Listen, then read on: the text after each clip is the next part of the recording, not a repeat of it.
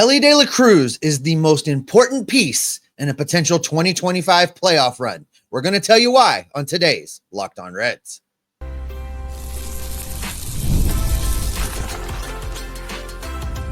You are Locked On Reds, your daily Cincinnati Reds podcast, part of the Locked On Podcast Network, your team every day. Welcome into the Locked On Reds podcast. Locked On Reds is part of the Locked On Podcast Network. We are your team every single day, and I am Jeff. He is Steve. We are lifelong Cincinnati Reds fans that have been podcasting about these Reds for a combined 14 years. We're glad you're alongside us here today because on today's show, we're going to break down Elly De La Cruz's expectations. They're sky high, but there are plenty of reasons to believe he will meet them. That's how we'll begin today's show. We'll also look at, concerns, because with every player comes concerns, and Elly is no exception. We'll lay those out here in just a few minutes. And then later on in today's show, we'll look back at Norm Charlton as we count down to opening day. Thanks so much for being a part of our podcast here today. Make sure you drop down into the comments section. Let us know what your expectations are for Elly De La Cruz, because quite frankly, Steve, I'm with Terry Francona, the best baseball player on the best team in baseball. Well, that's what you're hoping for sure. I mean, you look at Elly De La Cruz, and there's just so much good. And then you look at that good and you realize he's come nowhere near realizing his full potential yet. It just, right. You can't help but just get crazy excited. And I've tried to remind myself to not do that thing we do, like the thing we did with Hunter Green, that thing we do where we just set the bar of expectations so high with these youngsters as they come up that they can't possibly meet those expectations.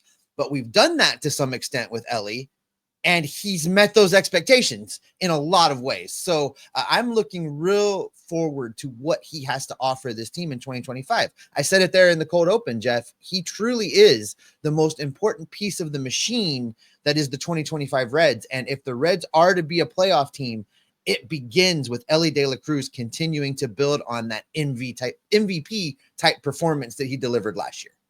1000%. And he has all of the talent in the world in every aspect, like whether you're talking about running, obviously, hitting, yes, hitting with power, absolutely, throwing, 1000%. All of those things he can be elite at. What we saw last year, and we'll get into this in a little bit here in just a few minutes, about the focus and the execution of the talents and things like that, is really where it limited him. And I think that's just because he's a young ball player. Like, guys don't come up in their first 1,000 at bats and all of a sudden look like the next coming of Willie Mays. Like, they got to lean into it a little bit. They've got to fail. They've got to find the tough spots and see how they can work through them.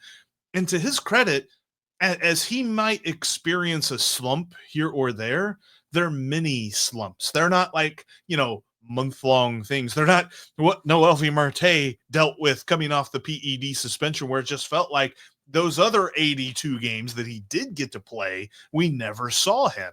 We saw Elly De La Cruz multiple times throughout the season last year.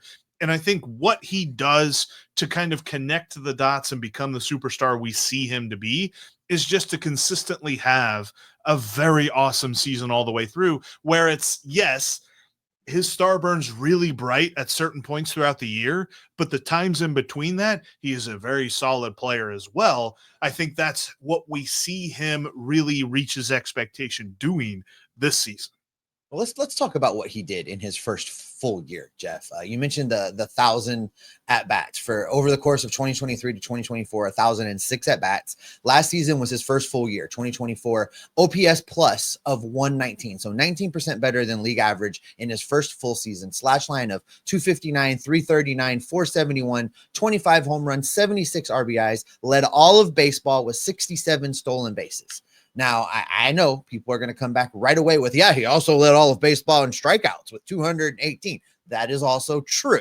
That we're going to get into a little bit later. But I will say this about Elly De La Cruz. As his star power grows, as his as he becomes more and more the face of not only the Reds, but the face of baseball, as we're seeing, they're using him, being on the video game cover, being in all of the national promos for the national games that the Reds are on, the All-Star, all those things. As Elly's star power grows, things are going to happen. You're going to see him start to get calls. Things we used to see with Joey Votto. If Joey Votto didn't swing, it wasn't a strike, right? Elly's going to start getting calls. I think it was you that threw a stat out sometime this offseason that talked about the number of strikes that were called against Elly that were just nowhere near the zone, especially those strikes that were near his ankles that were being called strike. I think a lot of those are going to go away as he develops respect in the game. Umpires will tell you this is not a thing, but we all know that this is a thing, that umpires do this. The player gets the benefit of the doubt when they're considered a superstar. And Elly is now trending into the superstar category. And I think that's naturally going to improve some of these numbers. We've heard Terry Francona talk about Elly continuing to be Elly, but in a smarter way. I think that was specifically related a lot to the speed and the stealing of bases and the things that Elly did. There were a lot of times last year where, you and I would talk before we recorded, and I would be shaking my head going, why in the world would you run out of an inning in the 8th when you've got this situation? I think those are the areas of the game that Tito is going to help Elly with.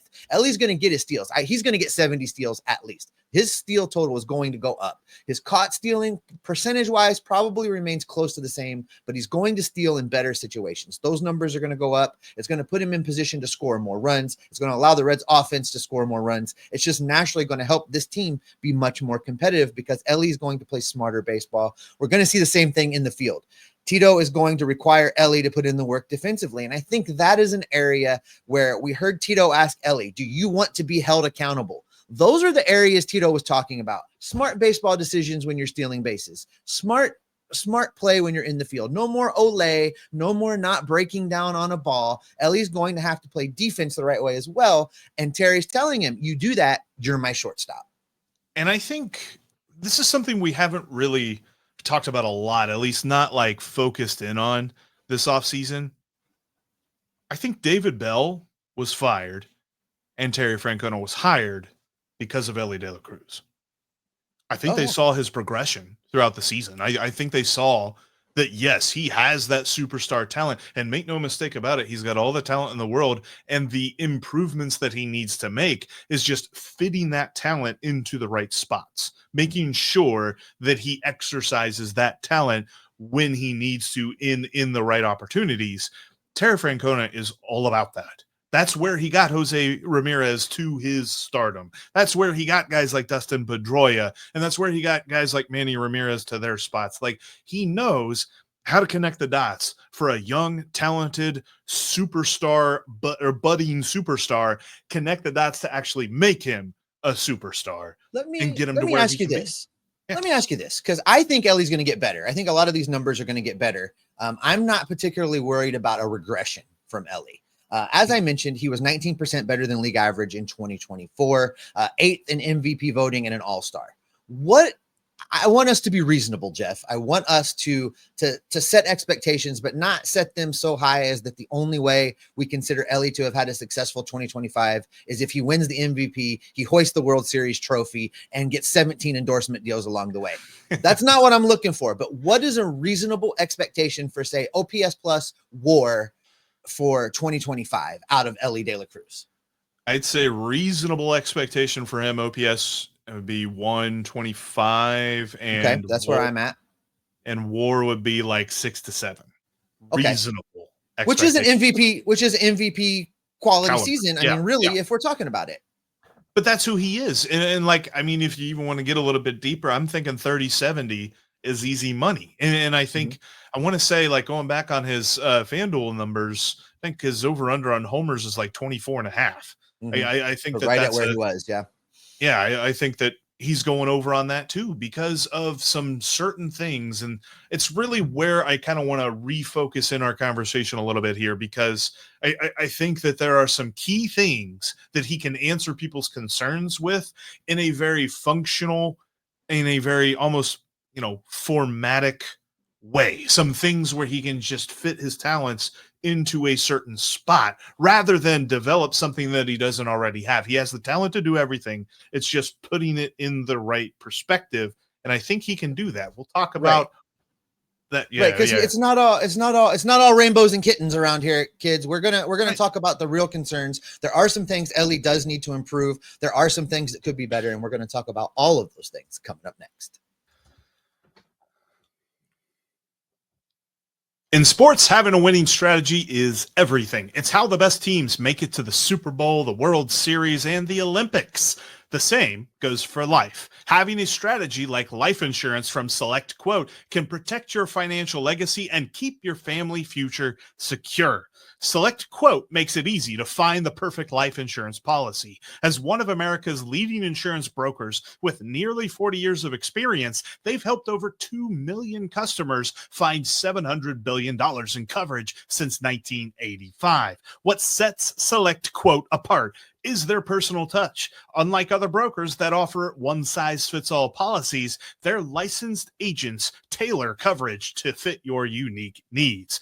If you're in good health, you might even qualify for some same-day coverage of up to $5 million, no medical exam required. And it's more affordable than you think. You can get up to $1 million in coverage for as little as $20 a month. Get the right life insurance for you for less at selectquote.com/locked-on. Go to selectquote.com/locked-on today to get started. That's selectquote.com/locked-on. Select Quote. They shop, you save. Make sure you are subscribed to the show. That way you don't miss any of the great Reds content we've got coming your way all season long. Click that subscribe bell, the notification button here on YouTube. If you want to get us in the audio feed so you can take us to the gym or in your car or on a walk, we are on every audio podcasting platform there is. Make sure you subscribe today. All right, Jeff, we mentioned this. There are some concerns. There are some legitimate concerns. There are some legitimate things that Elly De La Cruz needs to improve upon in order to elevate to that 125 OPS plus, in order to elevate to that 6-7 WAR season. Now, I mentioned it briefly there in the first segment. The very first thing that anybody that wants to be maybe an Elly naysayer is strong, but at least, point out, hey, there are some flaws here. The very first thing they're going to come at you with is, well, he struck out 218 times. Now, I said earlier this offseason, I do not care. I do not care that he struck out 218 times because, again, his slash line was 259, 339, 471 with 25 home runs. You came back at me saying, well, but think, if he eliminated 20 to 30 strikeouts and puts that ball in play, things can happen. You're right about that. I'm not going to let the strikeout total make me consider Elly less of a great player, but I am in agreement with you. If he can cut that strikeout to under 200, that strikeout total by 20 to 30 Ks, that's going to go a long way in helping get those other numbers up. But it is a concern. But I do think some of it will naturally take care of itself with the umpires. And I do think that Elly is working on this. And it is one of the areas that he's going to focus in on during spring training. This was something that I looked up while we were kind of preparing for the show. There's a lot of folks that want to talk about strikeouts with him. And there's a key thing. And I think Terry Francona has already told him this. He might have told him this when he met him in the Dominican during the offseason. And that is, Elly doesn't see strikes. If you compare him to the rest of Major League Baseball, and I was looking at these numbers according to Fangraphs, the plate discipline numbers that they have, the percentage of pitches that are strikes for him is 40%. A crazy low number. And it's something that basically, if he just dials up the patience a little bit more, and I'm not even talking about he lays off of every single ball, and nobody does that, but if he ratchets up the patience just a little bit, combine it with the fact that we mentioned and that statistic that I told you about, the bad strikeouts, the strikeouts that were called on unfair pitches that weren't actually strikes, it was just bad calls by the umpire. His strikeout percentage drops down to 25%. That's the guy that we're talking about that can hit 270 or more. That's the guy that we're talking about can get on base 35% of the time or more. That's the guy that we're talking about can hit 30 home runs or more. You do all of that, 125 might be low on the OPS plus. And I think that that's the first big step, because that's the first thing. And I've been accused of being called like a Elly. I've got Elly colored glasses, basically, when it comes to analyzing his performances. And I've been accused of being a far too optimistic person when it comes to Elly De La Cruz. And this is why. It's because the things that people complain about with his game, most players figure it out through experience. And that's how they get better. Like, sure, he struck out 218 times, and that's kind of a bummer. But he's still within his first 1,000 at bats, and dude is going to be 23 this year. Like, I cannot harp on that enough. He's got so much time left in Major League Baseball, and he hasn't even begun to scratch the surface, and he still put together, depending on which website you look at, a 5 or 6 WAR season by leading the league in strikeouts. That's how good he was. And I think that when you take that away a little bit, if he strikes out just 180 times next year, which still sounds like a lot for most players, we're talking about an easy MVP candidacy, to where we're just asking, how much does Shohei Ohtani really pitch this year? And that's probably going to be how that determines who wins MVP. There are other areas of concern, Jeff, outside of the strikeouts. For me, the other area that he really needs to show a major improvement on in 2025 is defensively, especially if he's going to be majority time at shortstop. Yeah. You know, the things that he did, a lot of his errors came off to me as mental lapses, as lackadaisical play. Yep. There were many, many times that he made errors on balls that he clearly should have been able to get in front of and get down on. But instead he didn't. He olayed it. The ball goes under his glove. It goes outside and it scoots through because he's not in front of the ball. I've seen a lot of video already from Goodyear this year of him working with Barry Larkin at shortstop and them doing drills and them doing things. I love it. If you recall, when we've talked about Elly's errors in the past, if you look at Barry Larkin's defensive trajectory, his first few years in the leagues, he made about the same number of errors. His second full year, not even his first full year, his second full year. There is some learning to be done. And I think that Barry had played shortstop at an elite level for a long time, doesn't get the credit that he deserves because there was a guy named Ozzie Smith playing in St. Louis. Barry Larkin has chops as a defensive shortstop. He wasn't just a hitter. And I love seeing the video of Barry continuing to work with Elly. And I think that's going to have an impact between Barry spending the time and Tito reinforcing the expectation and holding Elly accountable. I am firmly believe this is one of the areas that Tito was talking about when he said that to Elly. Being better defensively, being held accountable for the work he's putting in defensively. I think we see a much better version of Elly De La Cruz at shortstop in 2025 than we did in 2024. Because for me, it is a big area of concern. It's a big area that needs to be addressed. I feel like most people probably have seen the videos, but if you haven't, go back and look at some videos of Barry Larkin. I mean, the plays that he were making, it was fantastic. And he had those awesome flip up sunglasses too that made everything look that much cool. Like Elly should get those crazy, like whatever those sunglasses are that he has, the snow goggle looking ones, and like get like a flip up version of that. Can you imagine how crazy that would look with his hair and all that stuff? That'd be amazing. Anyway, that's off topic, but no, you're exactly right. And quite frankly, that's another point to the, how does he fix these things? The fixes are easy. The fix is focus. And Terry Francona is here for that. Terry Francona has been saying that all off season. That is how they're going to rein it in. And the examples have been used on the base running side, but that can trickle down to everything. Whenever you get your focus right, whenever you understand the situation at hand, and that's something that sometimes Elly did not. Like Elly would go for a double play when it was clear the guy was already on second base and there's no reason to try and flip it to second to get the double play, and then everybody's safe. Or he would try to make a fancy play. Like there's definitely times that you could watch Elly in the field and you would say, look, Elly in this moment was just like, look, I'm Elly. I got this. And then he doesn't got this. So I think that there's going to be those moments that Terry Francona is going to be like, you're a ball player. Stop acting like you're some sort of superhero. Do the fundamentals. Get the focus right. And he is going to, there's going to be a lot less errors, I believe, this year. look, I get it. These are Elly colored goggles that I'm talking through right here that a lot of people are going to be critical of me with, but I firmly believe that every area of his game is going to improve in 2025, and I don't know how you can convince me otherwise. Well, listen, he played 160 games last season, Jeff. There was only 2 games all season that he did not play in. He led all of baseball in putouts. This is something that we didn't really spend a lot of time talking about last year, but he led all of baseball in putouts with 247. And it is also true, he led all of baseball in errors with 29.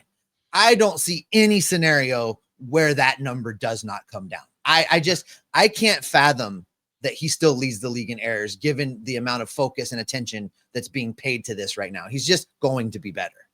Yeah, I mean, there's so many detractors that are like the strikeouts and the errors, and then it's like, yeah, but the steals and the putouts and the homers and everything that he had on top of all the negative that you throw at him, and he was still super good, even with those negatives. You take those negatives down just a peg, and you're talking about an MVP candidate. I firmly believe it. But you know what, Steve? We are doing a countdown here to opening day, which means the number 37 is at the forefront, which means obviously we're going to be talking about Norm Charlton coming up next.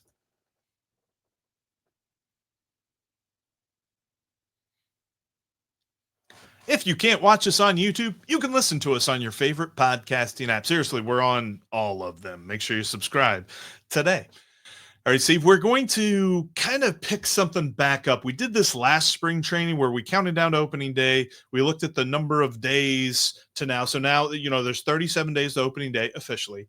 Happy 37 days to opening day, by the way. So with that, we're going to look at the best player in Reds history ever to wear the number 37. And we'll kind of do that coinciding with each day. As decided by you and I. As decided by you. Yeah. There's going to be some bias there. Like if there's somebody out there that's really partial to the Reds of the 19 teens, 20s, and 30s, they might have some things to say. But I don't know any of those people. And I think that it's going to be kind of obvious, at least for this first day, who should win it, because the number 37 is a clear winner, even though we have a current number 37 as Norm Charlton. Norm Charlton's the best Red to ever wear that number. Someday, Tyler Stevenson might change this conversation. And, you know, as we work our way through this, there will be some repeats of things we talked about last year, but it's just fun right now to take this opportunity to go down memory lane. And for me, this is the height of my Reds fandom, the 1990 World Series wire-to-wire champion Cincinnati Reds, led by that Nasty Boys bullpen, of which Norm Charlton was 1/3. Listen, Norm Charlton was every bit as attitude as we talk about Graham Ashcraft being right now. He was every bit as intimidating as we talk about some of the best relievers in baseball being, because Norm Charlton did not care. He played 110% every time he came into a game. And you can look at his numbers during his time in Cincinnati. He amassed 7.1 in WAR with a 3.14 ERA in 240 games as a member of the Reds. His strikeouts per 9 was 7.5. He walked a few guys. His walks per 9, 3.5, but just the tenacity. And probably he is the owner of one of my favorite pitcher memories in all of my watching Cincinnati Reds games. And if you know anything about that 1990 team, this image is burned into your head as well. The red jacket wearing Norm Charlton absolutely destroying Mike Scioscia at home plate. I mean, absolutely obliterating him to score a run. It was, if you have that wire to wire 1990 video floating around somewhere, it's on there. It's my favorite memory from that 1990 regular season. Norm Charlton destroying Mike Scioscia, just hands down, blowing him up. Honestly, you bring up Graham Ashcraft, and Graham Ashcraft could easily have this sort of a profile. Like in 1990, he started 16 games. He pitched in a total of 56 games. He also finished 13 games. Whatever the Reds needed him to do, he did. And I think that Graham Ashcraft could totally be that type of a pitcher for this team. And I think that that's why, as much as people want to argue, is it right to put him in the bullpen? Is it right to put him in the rotation? You know what happens on opening day? You don't have to do that for every single day for the rest of the 162. You can change it around as your team needs it. And Graham Ashcraft could be that kind of a guy. But I wish, I mean, I'm sure I watched Norm Charlton back then. I can't tell you because I was like, a baby. But he's a guy that I wish I would have had more of a memory of, seeing, some of his numbers and knowing some of those memories as well. Because, I mean, looking at the rest of this number 37 list, Steve, I mean, we do have opening day starter in 2017, Scott Feldman. A lot of that's, by the way, if you ever want to impress a Reds fan, you ask him who started opening day 2017 between the Reds and the Phillies, because I just gave you one half. Who started opening day for the Phillies that year, Steve? Who knows? That Aaron Heilman. Aaron Heilman for the Philadelphia Phillies. That was quite a matchup. It was rainy as heck. No wonder I said at the it was top a of the sellout. stadium. Yeah, the throngs of people that wanted to get in and watch Scott Feldman face Aaron Heilman on opening day. Yeah, that was great. You go back to the 70s, you got Wayne Granger and Will McEnany. Go all the way back. Actually, this is a fun one because I do love the 1940 World Series team. And Frank McCormick, the first baseman for that team, he actually wore the number 37 a couple of years before that World Series run. That's back when they changed numbers almost on a yearly basis. Mm-hmm. So sometimes these lists are going to include all-time Reds legends, but they're going to be for 1 year. And it's going to be kind of funny to see those. And we try and hold those guys for their regular. For example, Barry Larkin debuted wearing number 15. We're not going to do Barry Larkin with 15 days to go till spring training. He's going to be 11 days to go to spring training, right? Those are the things we're going to do. Yeah. Easy pick for obviously the best Red to ever wear number 15 is Nick Senzel. Obviously, especially if you're looking at never mind. Anyway, we also got Real Cormier, number 37. Brian Shackelford. Yeah, there's the one. Scott Winchester. Yep. Wasn't Rolando Rooms on this list? Yeah, Rolando Rooms. No. That's tomorrow, actually. That's tomorrow. Oh, okay. Yeah. See, we did prep for two of these segments. See, that's what happens. It's gotten us all confused. But yes, that's a little bit of a taste for tomorrow's countdown as we look at number 36. By the way, also another pitcher some will remember better than others. When I saw this one, it was obvious to me reading it. I didn't get a chance to watch that guy, but yeah, I'm stoked. 37 days away. Got our tickets. We're ready to go. Going to be in section 130 or in the 130s down there in the first base line. Mm-hmm. Opening day is going to be awesome, and especially with all the snow on the ground right now, I'd rather think about opening day than all the crap that we just got. I'm not seeing any snow out there, Jeff. I see.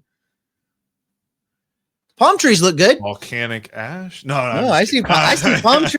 Ocean, baby. Palm trees. Yeah. All right. Anyway, that's a great bombshell to end this one on. Thanks so much, everybody, for checking out today's Locked On Reds podcast. Make sure to subscribe. If you are not an everydayer, if you don't make us your first listen every single day, subscribe and do that, because we're going to be with you all throughout spring training, getting you ready for opening day. Like we said, 37 days away. But until then, you know that we will be Locked On Reds every single day. Are you going to go make some snow angels? No, I don't want it. It's slushy, and it's still coming down a little bit. Slushies.